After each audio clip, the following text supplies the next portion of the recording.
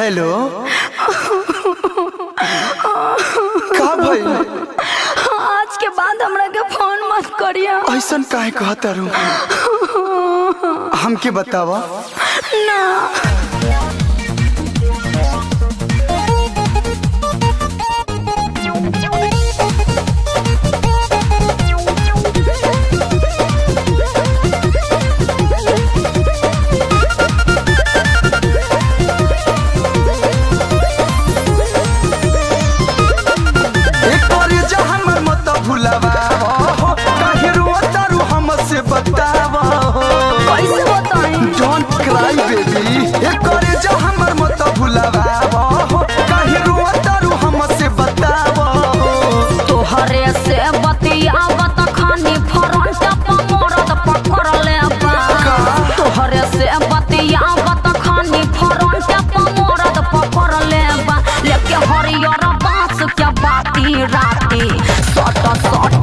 लेके हरियर बांस क्या बाती हमके सट सट मरले बा।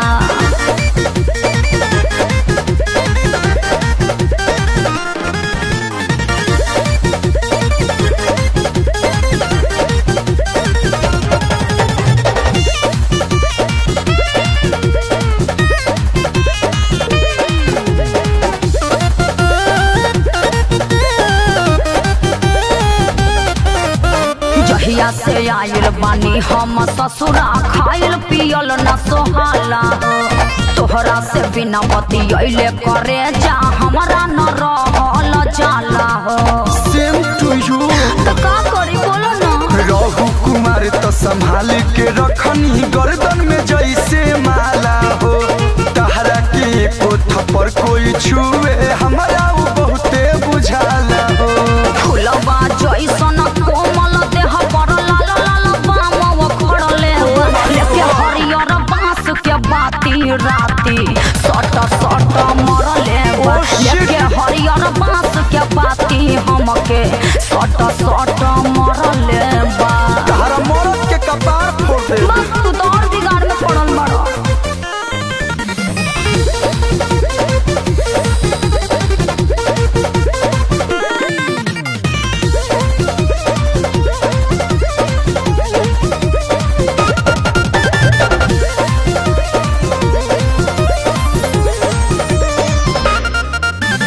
डाल देले बाटे मोबाइल में पासवर्ड अकेल न कोनो लागे हो जितना जल्दी ले चल यारू यही जा से हमके भगा के हो।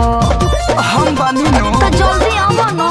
जल्दी झाड़ब तोर मरद के गरमी ससुरा में तोहराया के हो। आज के बाद कबो ऐसा न करी आ जाई हम समझा के हो। हरे राम हसमुखी कलू तोहरे करन सर पड़ले बा लेके हरियर बांस के बाती राती सट सट मरले बा लेके हरियर बांस के बाती हमके सट सट मरले बा। एकरा से निमन तो तू ही बड़ो।